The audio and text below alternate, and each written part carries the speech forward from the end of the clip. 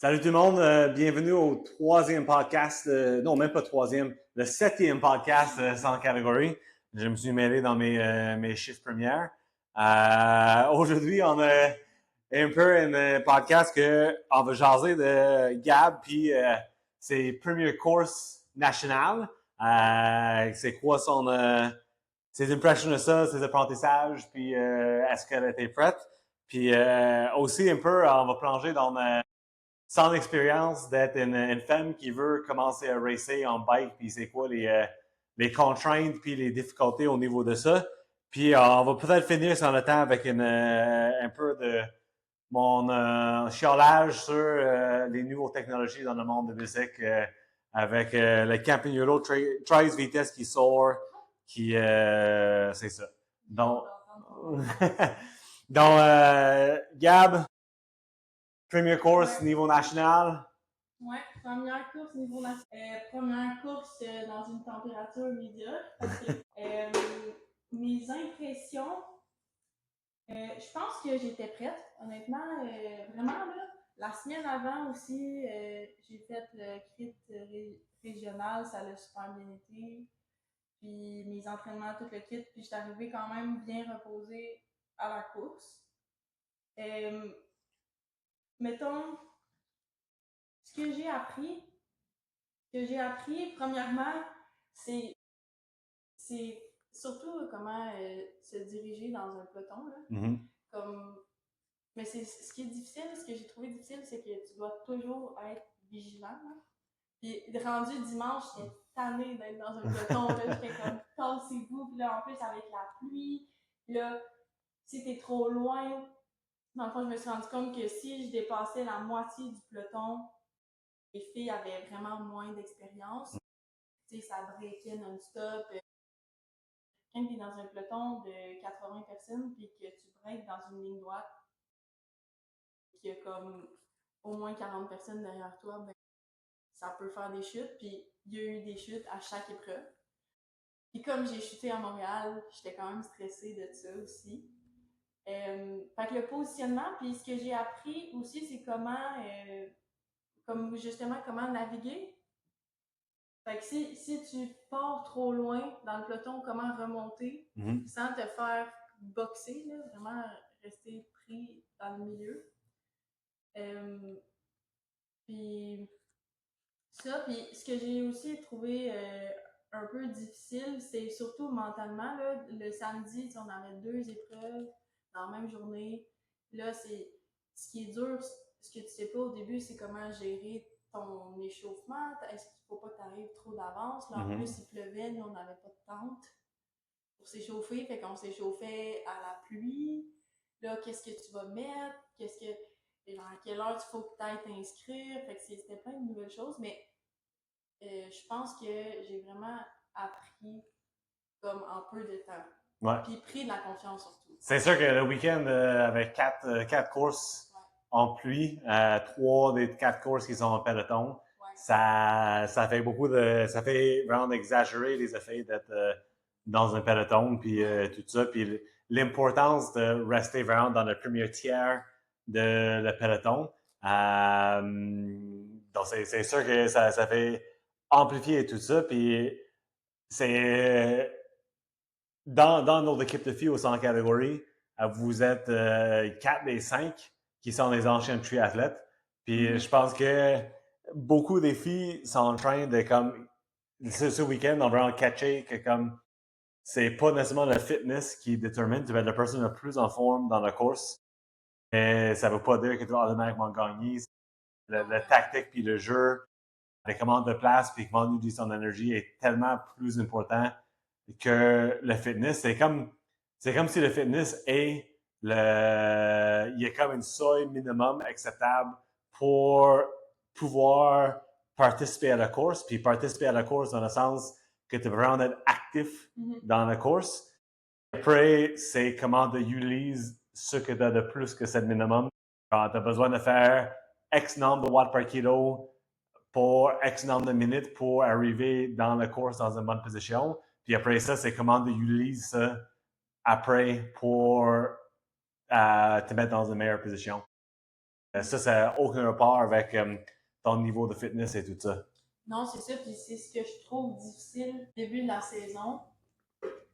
Parce qu'il y a des fois où j'étais juste mal placée les premières courses, puis ça me frustrait parce que je sais que je suis capable de tenir le niveau des filles en avant, mais je suis juste mal placée. Mm-hmm. Puis en fin de semaine, ben, à Charlevoix, j'ai compris aussi, avec 3 épreuves en peloton, j'ai comme un peu compris puis saisi les filles qui couraient en avant, puis comment aussi ils abordaient la course. Fait que déjà rendu le dimanche au routier, je trouvais ça plus facile de prévoir les coups que au crit. Ben, c'est des épreuves différentes, mais quand même, que les épreuves de vendredi puis samedi. Puis aussi, au crit, par exemple, ce qui m'a un peu sauvée, c'est que moi, j'y allais, puis mon but, c'était juste de rentrer, de faire l'épreuve, puis c'était vraiment pas de performer là-dessus. Puis surtout qu'il pleuvait, je voulais pas me blesser. Puis je me suis rendu compte, après quelques tours, que même si j'étais plus en arrière, les relances, j'étais vraiment capable de les faire. Puis ça me mettait pas dans le rouge, puis j'étais capable de revenir si je prenais du retard. Même chose sur le peloton. Quand t'es en arrière, tu roules, puis tu pousses comme 130 watts, là, 150 watts. Là, fait que, tu sais, que tu fasses un 30 secondes pour remonter comme au moins 30 filles pour aller positionner avant, mettons, les côtes. Ça, j'ai comme pris la confiance que j'étais capable de le faire au lieu de rester plus passif puis d'avoir peur de perdre ma roue, de la roue que je suivais ou peu importe. Puis ça, c'est une autre chose aussi d'apprendre à suivre la bonne roue. Des fois, tu te mets derrière quelqu'un puis c'est fini, là, tu perds ta chance, ou d'autres fois, c'est de voir aussi le mouvement. C'est beaucoup ça, j'ai appris à voir le mouvement du peloton, puis de détecter aussi les équipes, comment ils fonctionnent. Ben, c'est sûr que dans une grosse race comme ça, puis c'est probablement plus le cas pour les hommes que pour les filles, vu que les hommes senior 3 finalement étaient avec les senior 1, qui n'est pas d'habitude le cas. Mais le monde qui vient ici, puis le monde que je coach qui était senior 3 dans le race homme élite, les équipes plus majeures qui voulaient vraiment être impliquées dans la course, il prenait quelques de ses coéquipiers au début, puis il faisait que la première 30 minutes de la course était vraiment difficile pour justement déloader tout le monde qui était pas au niveau de suivre en arrière. Certains l'ont fait, certains l'ont pas fait. Puis c'est pas juste le fitness, mais aussi c'est de reconnaître quand ça va y aller, puis comment ça doit se positionner et tout. Donc c'est tout ça que quand on arrive dans les plus grosses courses, puis des autres équipes, puis des équipes qui sont plus habituées, comment ils gèrent toute cette affaire de comme, OK, mais ces 2 personnes-là, on les sacrifie dans la première moitié de course justement pour enlever le monde qui sont peut-être moins à l'aise ou moins capables à suivre pour qu'on ait un peloton réduit qui sont plus capables à vraiment comme, être de niveau. C'est ça, c'était, ben, tu sais, il était 150. Ouais, mais je pense que chez les filles, surtout le routier de manche, ça a un peu eu lieu que dans la première côte, ça a mis quand même un bon effort que le monde soit capable de suivre, être dans le peloton de tête ou pas capable de suivre. C'est ça. Leur journée n'est pas finie rendu là, mais leur position dans le peloton de tête, sauf quelqu'un qui est très bon en TT qui peut aller chercher, il doit avoir 2-3, mais pas tant ça qui sont revenus. Là, c'est parce qu'après la première côte, ça descendait. Comme quand t'es pas en peloton, là, c'est dur à rattraper. Là, quand même, ça l'a cassé là. Puis c'est ça, moi j'étais contente d'avoir comme vraiment remonté parce que je le savais, on l'avait sûr. D'avoir vu les filles, c'est ça, le samedi, j'étais comme c'est sûr. Puis en plus, il y avait des enjeux de position aussi, de classement, parce qu'il y avait des juniors en avant. Fait que je me suis dit, et je me rends, puis j'essaie de toffer le plus longtemps avec les filles en avant, puis ça a quand même porté fruit, là. Mais c'était vraiment difficile. Là. J'ai vraiment trouvé ça tout. Là. Mais je pense que côté fitness, toi et les autres filles étaient pas mal de niveau de suivre. Mais c'est toi qui avais fait, toi et Amé qui ont fait le plus de journées de course avant d'y arriver. Amé, la majorité des épreuves, elle n'est pas dans ses forces. Toi, c'était plus dans tes forces aussi. Amé a su bien performer au crit parce que c'est ça, où elle est la plus forte. Je pense que ça perue dans, comme, je sais pas si tu veux parler de watts puis des watts per kilo et tout ça, mais je pense que tu as quand même des niveaux, mais expérience de plus que tu avais sur les autres filles de l'équipe, mais manque d'expérience par rapport aux autres filles dans les autres équipes a vraiment fait la différence. Ouais, ça fait de la différence. C'est sûr que ça fait de la différence parce que même, ben c'est ça qu'on disait, là, même si on a les watts, même si on s'est entraîné, si, par exemple, à la première côte, j'étais restée où est-ce que j'étais, jamais j'aurais pu continuer avec le peloton de tête, même si j'avais les capacités de le faire parce que ça passe puis ça n'arrête pas. Là. Fait que c'est de prévoir le coup. Après ça, c'est gérer l'effort aussi. Par exemple, avec la nutrition, personnellement, ben, j'ai pas assez mangé. J'ai pas eu de baisse d'énergie, mais si je regarde de manière rationnelle, j'ai pas assez mangé. Si ça avait duré 120 kilos, j'avais continué comme ça, j'aurais peut-être eu, tu sais, j'avais comme mal au cœur parce que c'était comme non-stop. Puis je m'obligeais là, à manger. Là. C'est sûr que le 2h30, c'est quand même un domaine de temps difficile parce que tu n'as pas besoin de manger pour survivre 2h30, mais c'est sûr que ça t'affecte rendu à la fin. Puis aussi, dans le pluie et tout ça, souvent, mais aussi souvent, on a moins le goût d'aller chercher une gel dans nos poches puis de sortir ou si on boit moins, si on compte boire dans une bouteille, on boit moins vite qu'on ferait d'habitude. Donc, c'est sûr que tout ça, ça influence ta nutrition pendant le race. Ouais. Puis, c'est ça, j'ai détaché du pack. Et j'ai réussi à revenir de je sais pas quel miracle, là, mais ça, j'étais contente, là, j'étais toute seule, puis j'ai réussi à revenir. Puis là, après ça, il y a eu une chute. Fait que là, il a fallu. Puis quand j'ai réussi à bridge avec le pack en avant, comme j'étais un peu morte, là, j'étais comme, OK, il faut que je mange, tout ça. Puis après ça, il y a une fille qui a chuté, là, ça l'a ramassé 4 autres filles. Puis là, il a fallu remettre un effort parce que les filles en avant, ils étaient déjà parties, là. Ouais. Puis ensuite de ça, il y a eu comme 2 grosses côtes, puis dans la deuxième côte, là, j'étais dans le rouge, là, puis ça allait pas, là. Puis j'ai cassé, mais j'ai cassé avec 3 autres filles. Okay. Fait qu'au moins, je suis restée avec 4 filles. Puis là, intérieurement, j'étais comme, hey, là, on réussira pas à les avoir, peux-tu ralentir, tu sais? Mais on a quand même travaillé ensemble. Puis je trouvais ça drôle parce qu'il y a une fille de Québec qui était indépendante, super bonne, mais elle vient du triathlon. Puis on en a parlé après, puis elle a dit, moi, je savais pas quoi faire. Elle prenait les relais d'en arrière. Moi, j'étais comme, mais qu'est-ce qu'elle fait? Genre, elle va se brûler, là. Comme... Moi, je prenais peut-être 20 secondes de relais, gros max. Il y en avait une, elle faisait juste rouler. Ouais. Il y en a une autre qui nous gueulait après, puis qui était comme, faites pas des gaps, prenez les relais. Fait que c'était comme un drôle de mix. Mais ça finit qu'à la fin, ce qui est le fun, c'est que tu donnes tout pour la fin, t'arrives, puis après ça, c'est comme le sportsmanship de comme good job, tu sais. Ouais. On a travaillé ensemble. Ce qu'on parlait aussi l'autre jour, qui est quand même drôle dans le cyclisme, c'est que c'est un sport d'équipe, mais quand tu te ramasses tout seul, il faut que tu travailles avec tes adversaires. Ça devient un peu comme ton équipe temporaire. Ouais. Fait que c'est quand même aussi spécial de comprendre les règles non écrites du peloton aussi. Là. Mais ouais, somme toute, j'ai quand même aimé ça. J'ai pas fini la fin de semaine puis me dire ah, je fais plus jamais ça. Au contraire, je me suis dit ok, j'ai hâte à la prochaine puis voir comment ça évolue puis comment ma confiance aussi se reflète dans mes prochaines courses. Je vais juste checker que ça a enregistré. Ça amène une bonne question que j'avais écrite. Tu vas avoir des autres courses en étape cet été, au moins une autre course en étape cet été.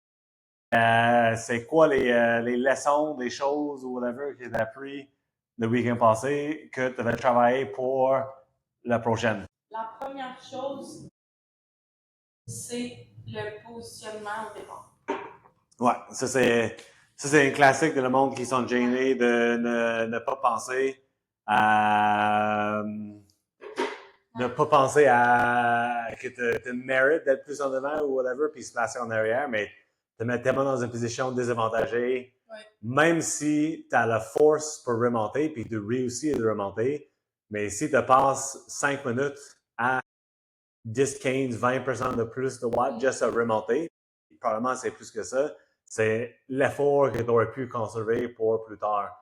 Puis ne sais jamais sur les premiers 5 kilos s'il va y avoir un chute ou quelque chose comme ça.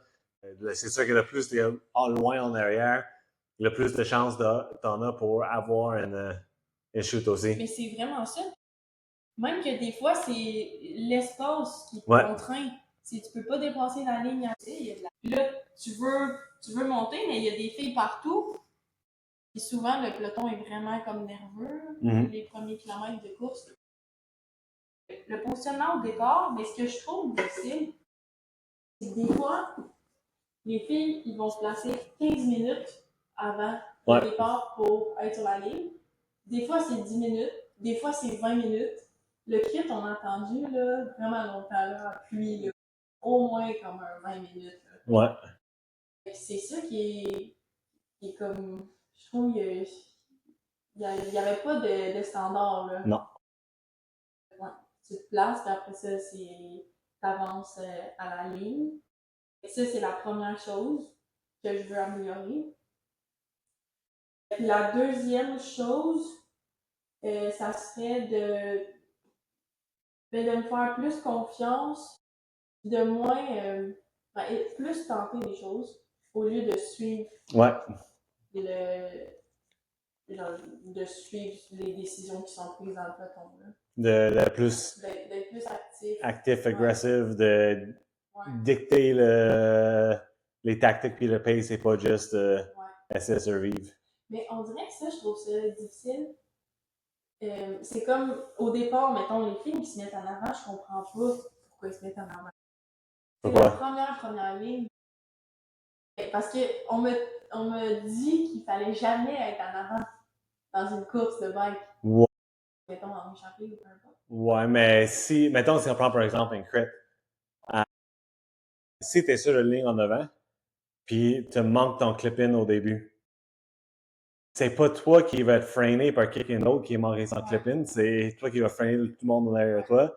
Et tu as comme une ligne de plus prendre, trouver dans le pédale, puis accélérer après, donc tu as perdu une ligne au lieu de 3, 4. Donc, ça évite la possibilité que quelqu'un d'autre fait une erreur qui t'affecte, mais aussi, ça fait que si toi tu fais une erreur, tu as moins de. Ça va être moins dans le truc. Si tu es comme sur la première ligne, ça va pas rester une ligne droite qui avance.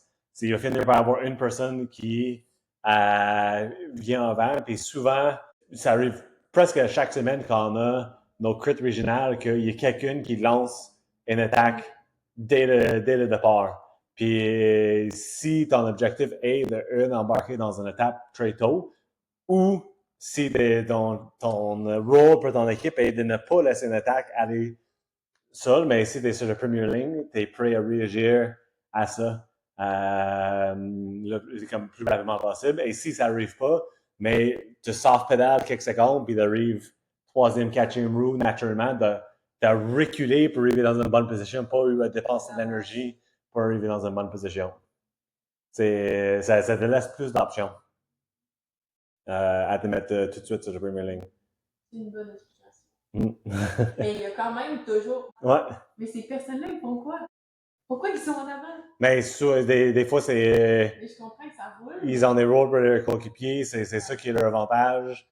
Ça prend toujours quelqu'un qui est en avant, donc c'est eux qui sont ramassés là. Même si une personne veut être en avant, il veut toujours avoir quelqu'un en avant. Des fois, ils ne veulent pas juste pas là, puis ils sont pris, ou ils sont là parce qu'ils font de quoi spécifique. Donc, ça dépend toujours. Moi, ça dépend toujours. Mettons, le crit original, il y avait un échappé qui est parti après quelques tours de la course, puis toutes les équipes étaient dans l'échappé ou presque, mais l'équipe qui n'était pas dans l'échappé, ils étaient 3-4 en avant de prendre les relais, d'aller chercher l'échappé. Puis après, un autre échappé est parti avec toutes les équipes dedans. Puis on était des indépendants qui étaient en avant d'essayer d'aller chercher parce que, mais vu que chaque équipe avait quelqu'un dans le breakaway, il n'y avait pas besoin de le chasser, donc ça tombait à nous si on voulait ramener l'échappée, d'essayer de le faire. Donc c'est souvent comment la course de rôle qui va dicter pourquoi quelqu'un est en avant. Puis mettons pour une course routier, mais il faut arriver aux lignes d'arrivée, donc il faut que quelqu'un avance le peloton, puis c'est souvent le monde dans les équipes qui c'est pas à eux de gagner, donc ils vont avancer parce que, mettons, si une équipe veut que ça arrive dans une sprint, mais ils vont mettre le monde en avant pour que le course est assez rapide, que c'est très difficile de partir en échappée. C'est ça. Il faut que ça avance. Il faut que toujours quelqu'un soit en avant. Mais honnêtement, je pense pas qu'il y avait. Non, mais. Dans les filles, en tout cas. Mais mettons, une fois, comme avant que vous arriviez à la première côte, le monde qui sont plus forts, pour eux, ça valait la peine de mettre de l'effort pour dégager des personnes après. Puis, mettons, Charlevoix, surtout le parcours de filles, vous avez une grosse côte, c'est Roland, puis après, ça descend dans la Malbaie, une autre grosse côte, Roland, puis quelques plus longues après. Mais les filles qui sont plus des grimpers, elles veulent que ce soit difficile dans cette première partie-là pour que les filles, plus sprinters, plus TT, whatever, les rollers, ont la difficulté à retrapper avant d'arriver au Malbaie. Alors, c'est souvent aussi, même s'il n'y a pas de tactique d'équipe, c'est quoi la meilleure chance ou c'est comment j'utiliser mes forces pour faire quelque chose. Oui, parce que, comme je disais tantôt, c'était le pack en avant. Des fois, on prenait des courses, ben, super, mets ton tempo. D'autres fois, ça gognait, puis ça se levait debout. C'était quand même dur à prévoir. Ouais. Vu que moi, j'étais là en tant qu'invité, je veux dire, j'avais pas d'autres membres de mon équipe là. Ouais. Il y avait des filles qui étaient 2 ou 3. Mais, ouais, ok. Mais, fait que oui, première leçon, positionnement à la ligne de départ. Deuxième leçon, me faire confiance, puis être plus active dans le pack. Puis, je dirais. Mais troisième leçon, en fait, c'est juste comment j'ai géré ma fin de semaine, Ouais. ma bouffe, tu sais, ce que je mangeais entre ou tout de suite après, mon sommeil. Tu sais, ça a bien été. Je trouve tout a bien été. J'ai pas eu de grosses. Tu sais, j'ai pas été vraiment de gros down, de fatigue. Après, là, c'est sûr que oui, là, dimanche. J'étais juste envie d'être mouillée. Honnêtement, c'est juste ça. Là. Si ça n'avait pas été de la pluie, là, je pense. Mais en même temps, le chaleur peut quand même avoir un effet sur plusieurs jours en ligne. C'est souvent, tu fais une ride difficile où il fait pas chaud. Et tu es prêt à te coucher tout de suite, mais tu fais un ride difficile où c'est chaud. Ça prend du temps que tu refroidisses avant que tu puisses coucher, etc. Ça peut être différent selon les conditions aussi. Mais quand même, ça a bien été. Mes repas, ça a bien été. Laver mon vélo, je me suis assurée de le laver en chaque épreuve, grossièrement. Fait que ça, je vais prendre ça puis je vais le recréer pour mes prochaines courses. Je sais que ça fonctionne. À date, dans ta saison, tu as fait combien de journées de course? Presque 10? Moi, je suis sûre. Moins? Attends. Mais il y a 4 à Charlevoix, 3 régionales. Ouais. Puis, non, j'ai fait 4 régionales. 4 régionales. C'est encore la CD, ouais. Non. Puis Sainte-Martine, puis Vélocité. 4 à Charlevoix, plus 10. Puis, c'est quelque chose qu'on a parlé, moi et toi, beaucoup. Comment c'est difficile pour des filles de commencer à faire des courses. On est super chanceux ici à Québec. Avoir quelqu'un qui organise une beau circuit régional, qui a des différents styles de courses à chaque semaine et tout ça, on est super reconnaissant qu'on est chanceux d'avoir ça. Mais ça reste que c'est une peloton mix, que tout le monde part ensemble. Puis à chaque année, il y a 2-3 nouvelles filles qui viennent, qui sont primés, qui veut courser, qui veut essayer. Mais nos crits de mercredi soir, avec tout le monde qui part ensemble, souvent on a un moyen de 47 km/h. Le dernier que j'ai fait une puissance normalisée de 370 watts. J'étais quand même actif dans la course de faire des attaques puis essayer de faire des choses, mais ça reste que c'est un niveau très élevé. Lui, t'as fini la course, t'as été dedans tout le long, mais t'as pas fait la course comme tu dois faire une course avec plein de filles, t'as juste essayé à survivre. C'est un peu le sujet de comme qu'est-ce qu'il faut ou qu'est-ce que les filles devront faire pour commencer à courser. Ben oui, puis oui, comme tu dis, c'est une belle opportunité de se développer, puis comme on l'a dit, plus tu fais de courses, plus tu t'habitues à ça. Puis un peu la dynamique de ça aussi, mais c'est puis j'ai parlé à plusieurs cyclistes de Québec que ça fait longtemps qu'ils sont ici, tout ça, puis la même raison arrive, c'est que t'as peur, là. Tu sais, quand j'ai fini avec le pack de gars, j'étais la seule fille. Ouais. Fait que, tu sais, il faut quand même que tu te fasses confiance pour te présenter puis te dire, moi, je me mets là, puis je suis entourée de 50 gars, puis qui sont, on s'entend, les juniors, ils prennent des risques, tu sais, c'est plus cocky, tout ça. Puis il faut que tu tiennes. Comme tu dis, il y a pas de tactique ni rien. Je veux dire, j'ai été capable de tenir le peloton, mais j'aurais pas été capable d'aller faire des attaques en avant, puis c'est normal. Puis c'est complètement, parce que ça vient un peu à ce que tu as dit. Une des choses que je vais amener à ta prochaine course, c'est d'être plus agressif, plus actif dans la course. Quand tu fais juste des régionales avec tous les hommes, tu n'as jamais la chance d'essayer ça, de pratiquer ça. Là, on a beaucoup de courses provinciales, mais tu ne vas pas les faire chaque week-end. Côté training, mais aussi côté horaire, puis bouger et tout ça. Donc, tu manques des opportunités de comme apprendre à gérer dans une course autre que simplement suivre le pack, puis être vraiment comme une personne active dans la course. Ouais. En fait, je pense que tu sais, le but, en fait, ça serait d'amener plus de filles à intégrer le peloton. Comme ça, il y aurait un moyen d'avoir un petit peloton féminin, mais aussi peut-être de faire différents départs.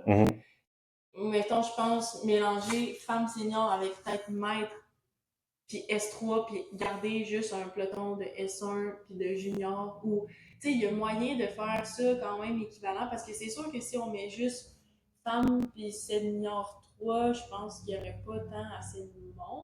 Mais en même temps, c'est comme. Si on va inclure femmes et senior 3, si ces personnes-là veulent commencer à courser, puis vont en course, puis ils se font dropper dans les 5 premiers tours, juste parce que c'est normal de ne pas être habitué à courser, puis les efforts que tu fais. Donc, c'est normal de trouver ça difficile. Et après, mais t'as la seule option d'aller dans la course rapide, mais c'est normal que le monde décourage et ne vient pas. En dire que pour que le monde vienne, il faut qu'il y ait une course, puis pour qu'il y ait une course, il faut que le monde vienne, puis c'est difficile, je comprends, les organisateurs de course, c'est difficile de partager ce momentum. Nos organisateurs de course ici ont déjà essayé. Je trouve qu'ils n'ont pas essayé assez longtemps pour permettre les filles de. Parce que c'est juste parce que ça fait une semaine, ça ne veut pas dire que toutes les filles vont être au courant, etc. Mais c'est ça, c'est dommage parce que on est content que le monde organise des courses et tout ça, mais cette inégalité, ça fait que c'est plus difficile pour les filles de vouloir racer puis d'avoir des opportunités de devenir à l'aise dans les courses. Non, c'est ça. Puis, mais faire juste un départ féminin, je pense pas que ça fonctionnerait, parce que justement, là, c'est pas comme s'il y avait une dizaine de filles qui étaient là. Je veux dire, Non. C'est même pas 5 filles là, depuis le début de l'année. Non, c'est ça. En même temps, qui sont là. Fait que je pense que de mixer des catégories, ça fonctionnerait. Je pense que ça serait moins intimidant aussi, parce que que ce soit la grosseur du peloton, mais aussi, on s'entend que, mettons, des maîtres, ben, ils ont prouvé leur truc. Là. Je veux dire, c'est pas comme le junior ou le S1 que. Même il y a des pros là, qui viennent là, entre 2 saisons de course. Fait c'est comme trop de disparité entre les niveaux pour que chaque niveau puisse vraiment progresser puis pour que ce soit profitable. Moi, je trouve des fois, les maîtres sont les plus dangereux. Ben, les maîtres, Ils essaient de revivre leur moment de gloire, des fois. Mais c'est moins pire depuis quelques années. Et on a comme des plus grosses équipes à Québec qui gèrent vraiment le peloton. Puis vu que ça va plus vite depuis quelques années, c'est plus difficile pour beaucoup de maîtres à suivre. Donc, peut-être il y en aurait plus de maîtres qui reviendraient s'il y avait une autre course féminine maître S3. Des juniors, des fois, sont pas des pires. Des fois, c'est le monde plus. Mais moi, je ferais plus confiance à un maître. Tu sais, j'aimerais mieux suivre la roue d'un maître que d'un junior. Je comprends. Tu sais, même si le maître il est plus fort, Je comprends. je sais pas. C'est comme. Ben, pas tous, là. Tout le monde est différent. Mais ouais. Puis, tu sais, même des maîtres femmes, j'en ai pas vu. Non, c'est sûr. Il y a ça aussi, là. Il y a toute cette. Ben, pas cette clientèle-là, mais je veux dire, tous ces athlètes-là qui peuvent pas courir, tu sais, dans la région. Ben, qui viennent pas. Ouais. Mm. Fait que ça serait le fun que ça change. Idéalement, on aimerait ça. Puis même nos filles de l'équipe sont venues faire une course, la majorité. Mais s'il y avait une peloton filles, je pense qu'elles se viendraient plus fréquemment dans les courses. Ça ne changera pas, là. Idéalement, on voit une progression lentement. Ouais. Puis c'est sûr que c'est démotivant quand que tu pars avec le peloton, puis là, après 5 minutes, t'es droppé. Ouais. Toi aussi, tu viens de payer, tu sais, puis toi aussi, tu t'es déplacé, puis là, c'est frustrant parce que t'es comme, ben, j'essaye de suivre, mais ça reste que femme versus homme, de base, il y a une différence. Puis là, en plus, avec les niveaux, ben, c'est un petit manque de, pas de reconnaissance, mais un peu. Surtout que c'est un autre original, ça roule depuis quand même longtemps, puis ils sont pas mal rodés dans leur façon de faire, donc c'est long à changer rendu là, mais puis les fois qu'il a essayé, ça n'a pas fonctionné à son goût, donc c'est sûr que ça va être plus long à développer, mais ouais, c'est quelque chose qu'on aimerait développer plus. À travailler. Fait que, tu veux-tu parler de tes trucs Ouais. de tête? Je suis curieux d'avoir ton opinion. Ouais, mais explique-moi, parce que moi, j'ai pas vu passer ça. Mais en fait, Campagnolo, ils ont sorti. Il y avait un groupe 7 12 vitesses qu'ils ont lancé l'année passée. Puis ils ont déjà sorti une nouvelle version du groupe 7 parce qu'ils ont reconnu que ce qu'ils ont sorti la dernière fois était vraiment n'importe quoi. Mais ça, actuellement, sont les seuls sur le marché d'offrir une 2 fois tries tout court. SRAM a une fois tries pour le gravel. Ouais. Mais SRAM ont 2 plateaux pour le route, sont 1 fois 12. Ouais. Puis Shimano aussi sont 2 fois 12, puis Shimano aussi sont 2 Ouais. fois 12. Penses-tu que toi, en tant que consommateur qui n'a pas un bagage d'ingénierie qui est un peu boubou de technologie, est-ce que, parce que sûrement, tu n'as jamais roulé un bike en Campagnolo, tu n'as pas un attachement émotionnel envers ça, tu n'as pas l'historique envers ça, mais est-ce que le fait que Campagnolo, le groupe set de plus haut de gamme, soit un 2 fois tries, c'est quelque chose de convaincant pour toi pour peut-être faire un changement vers Campagnolo à place de Shimano ou SRAM? Et moi, la première question qui me vient en tête, c'est par rapport à la grosseur du plateau et des cassettes, c'est quoi l'équivalent? Mais en fait, c'est une chose Campagnolo ont bien fait cette fois-ci. Ils ont une plus grande gamme de plateaux disponibles.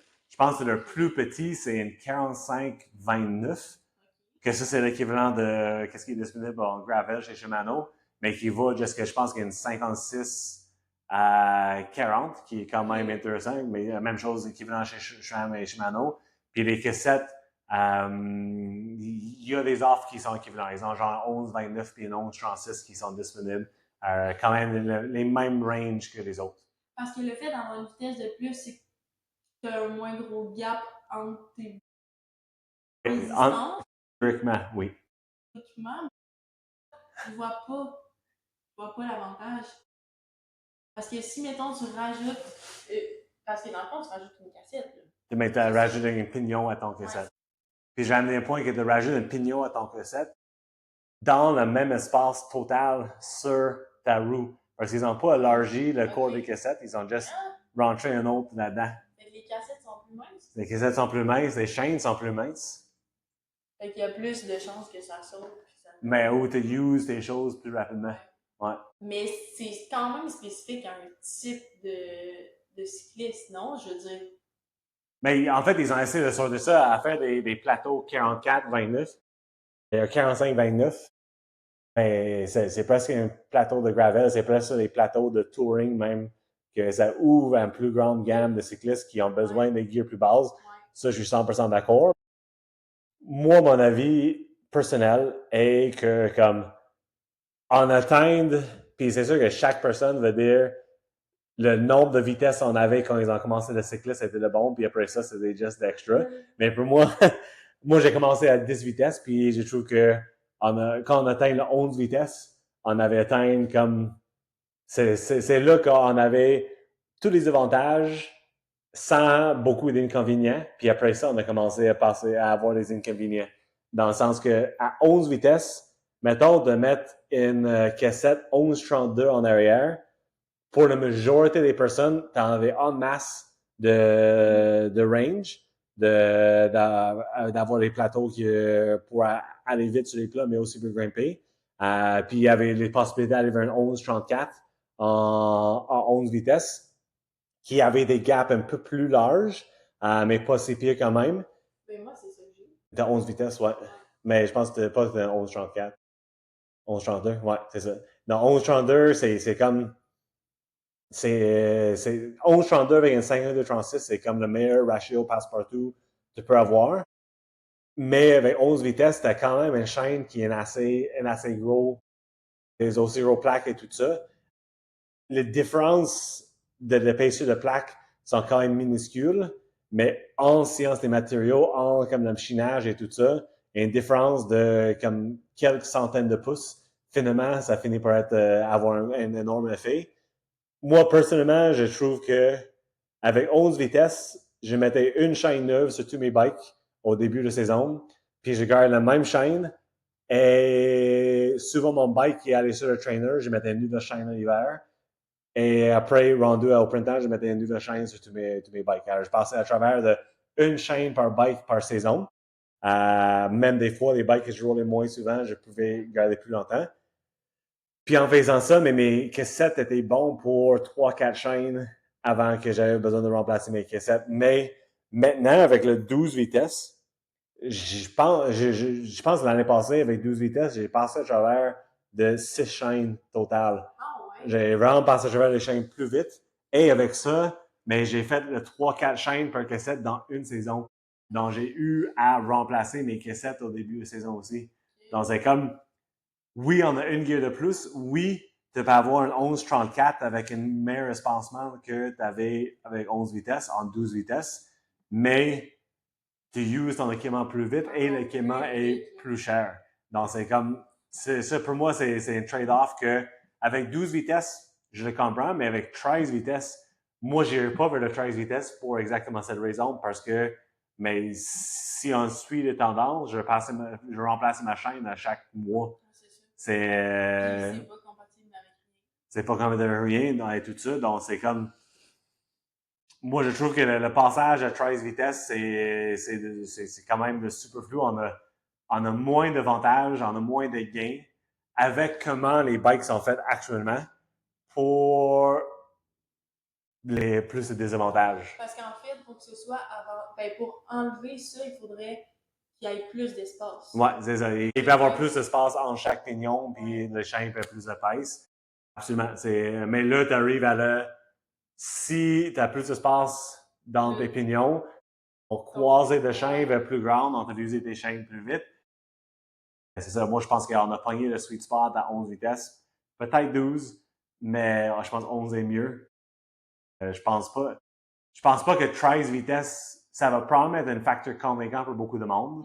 Mais on parle toujours de comment le domaine de bike est rendu plus cher, les équipements, sont inachetables, c'est pas inachetable, mais c'est plus cher en sur ton bike et tout ça. Puis ben, le 13 vitesses, ça va juste empirer ça. Puis sûrement maintenant que Campagnolo a sauté ça, l'année prochaine, on va avoir une nouvelle Dirt Ice qui va être 13 vitesses. SRAM a déjà sauté 13 vitesses pour le gravel, donc c'est sûr que ça s'en vient pour le route. Et c'est ça. Mais moi, je vais peut-être faire un petit entreposage de groupe 7 Altegra 11 vitesses. On va avoir des réserves pour le reste de mes jours, pour le reste de mes bikes. C'est drôle que je dis ça parce que. C'est drôle parce que quand moi j'ai commencé le bike, Campagnolo était comme toujours comme. C'était comme le marque à part. Puis, ouais. Puis le plus bon vélo que j'avais, que je me suis monté moi-même, j'ai mis en Campagnolo et tout ça.